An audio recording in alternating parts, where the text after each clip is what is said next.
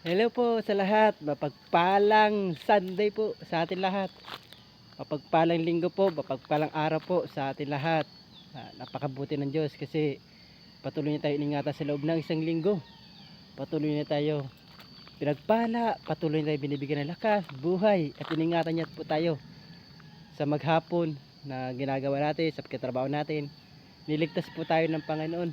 Talagang napakabuti po ng Panginoon. Sa kanya lang po matatagpuan yung kaligtasan, mga kapatid. Yan, ang Diyos po ay tunay na dakila at tunay na makapangyarihan sa lahat. Wala pong iba na makapagligtas po sa atin kundi ang Panginoon lamang, na si Jesus na nabayubay at namatay sa krus ng Kalbaryo. Kasi siya lang yung ibinigay ng Diyos na ikakaliligtas ng lahat ng tao sa sanlibutan. Walang ibang pangalan sa buong daigdig, sa buong mundo ang makapagligtas sa atin kundi ang Panginoon Jesus lamang. Di po ba? Sabi po sa Gawa chapter 4 verse 12.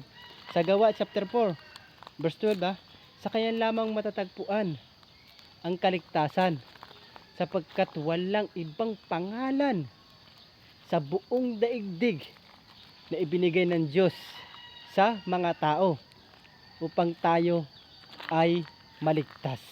Di ba? Walang ibang pangalan na ibinigay ng Diyos sa buong daigdig kundi ang pangalan ni Jesus lamang. Kaya kapatid, tandaan mo, walang ibang way upang tayo maligtas. Hindi kayamanan, hindi karangalan, hindi ang kabutihan, kundi si Jesus Kristo lamang ang daan upang tayo mapunta sa langit, upang tayo maligtas, mga kapatid. Di ba?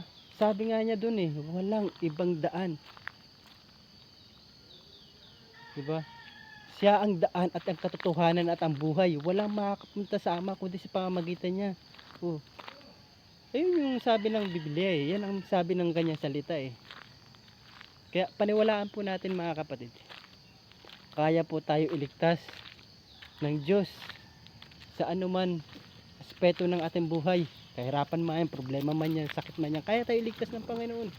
Basta magtiwala lang po tayo sa Kanya. Manalig lang po tayo sa Kanya. Ibigay po natin ang ating buhay sa ating Panginoon. Kaya kapatid, ang kaligtasan po ay ibibigay po ng Diyos yan. Regalo po ng Diyos sa atin yan, kaligtasan. Kaya tanggapin po natin si Jesus sa ating buhay, mga kapatid, upang maranasan natin ang tunay na kapayapaan, ang tunay na pag-ibig na ibinigay ng Diyos. Kaya tandaan mo, kapatid, tandaan mo, mahal na mahal na mahal ka ng Diyos. Kaya God bless po, God bless.